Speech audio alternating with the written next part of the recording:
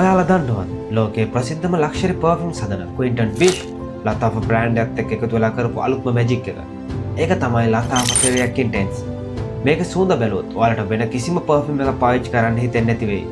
අපි බලමු ඇයි එහෙම වෙන්න හේතුව මොකක්ද කියලා. 2024 දී ක්‍රියේට් කරපු මේ පර්ෆියුම් එක ප්‍රධාන වශයෙන් ඇම්බර් වෝම් ස්පයිසි ටයිප් සුවඳක් තියෙන නයිට් අවුට් සහ සීතල කාලගුණයට ගැලපෙන පිරිම් වගේම කාන්තා දෙපාර්ශ්වයකට පාවිච්චි කරන්න පුළුවන් පර්ෆියුම් එකක්. මේක ටොප් නෝට් එකෙන්ම බර්ගමොට් සහ සැෆ්‍රොන් සුවඳක් තමයි එන්නේ. ඒක හරිම රිච් සහ ක්ලාසි ගතියක් ගෙන දෙනවා.